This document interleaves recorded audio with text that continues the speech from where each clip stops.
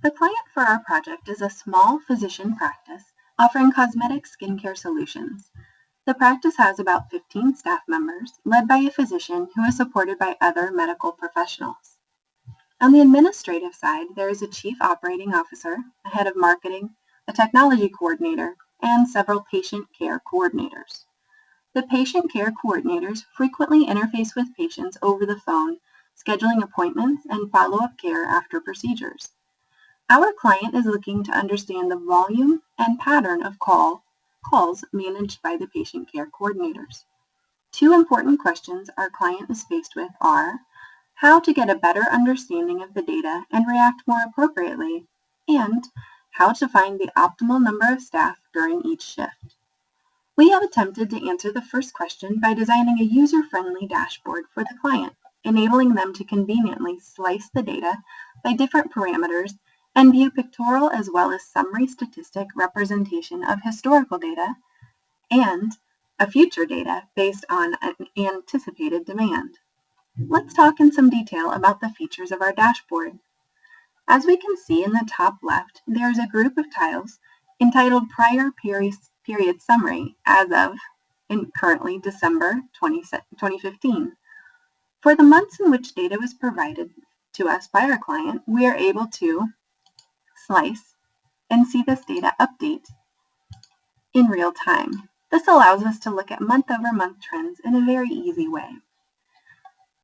This first tile represents the total calls received in August of 2016, 2,421.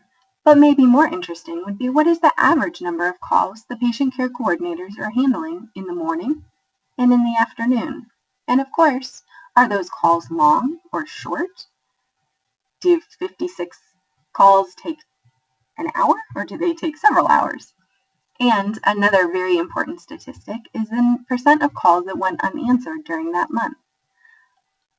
Below we add just a summary caption to let them know that the busiest day in August 2016 was on August 9th, when they had 102 calls come in just during the morning shift alone. Below we can see a breakdown of the calls by shift and by whether they were answered or unanswered. The blue bars here represent answered calls in the morning. The orange are calls that were answered in the afternoon. The gray are unanswered in the morning, and the yellow are unanswered in the afternoon. So the gray and the yellow are what contribute to this 6.3% statistic. Below, we thought that it would be interesting to let the client know the direction of calls. The blue bars are calls that are coming into the patient care coordinators, while the orange are calls that they are making out. We did this day over day to allow the client to see if there was a trend of a pattern on the incoming calls and to help them know whether they should be scheduling more staff perhaps during those days when incoming calls are higher. We also thought it would be interesting to model what the call demand looked like by shift.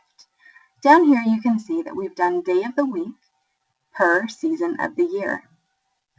When you look at this, you can see that Mondays in the summer are the very busiest days that the staff sees. The mornings are the heaviest, followed by, of course, the afternoons. It looks like Friday afternoon might be the biggest. We thought maybe a little more context to allow them to drill into that information would be useful. So here, this is the average number of calls by day during a particular season, and this can be updated over here by selecting a different season and hitting refresh. So if we go back down, we can see that the total number of calls has changed. Now we knew that it wouldn't be complete if we just showed historical information. We wanted the client to be able to look forward and see what their staff scheduling should look like in the future. But in order to do this, we needed to use two modeling tools. One is called At-Risk and the other is Solver, which is native to Excel. By using At-Risk, we allow the client to run their data through an optimization tool. We provide a few parameters to help guide that effort. On this Optimization Month tab, we pull in data for 1 month at a time. We assign a cost to how much it would cost to have each worker on the shift. We assign an expense representing what it costs if a call goes unanswered during that shift. And then here is a productivity score where we take an estimate at the average number of calls that one patient care coordinator can handle during one shift. So currently it's 16.7.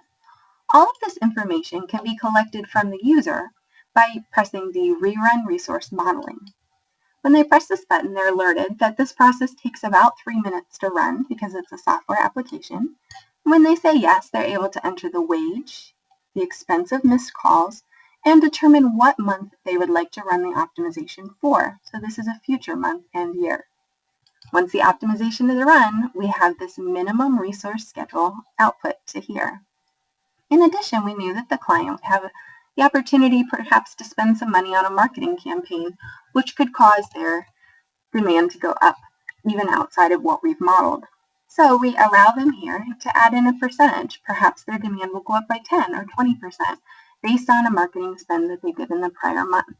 We made this dynamic because they have more of the information than we do. We wanted to make sure that they had the power to make the updates.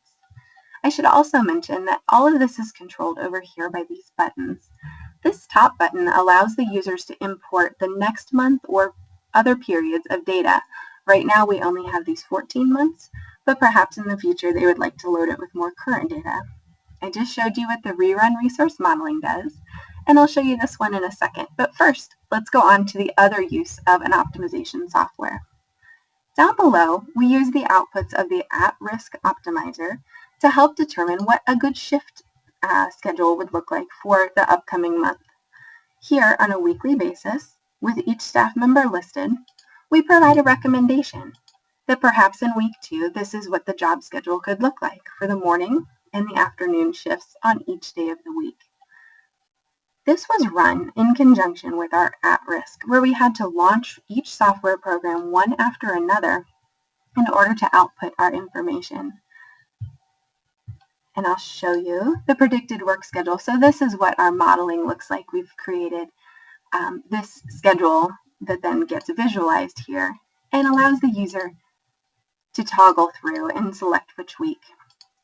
Now say they've done some analysis and they're ready to share this perhaps with senior management. We wanted to make that easy, so we created this last button over here, which is called Create Management Dashboard. When they press it, it generates a PDF report saved with the name of the month that we're looking at, and allows them to very easily be able to print or hand this off to senior management. We hope that our client finds our dashboard useful and helps them find the insights they were looking into. Thank you for watching.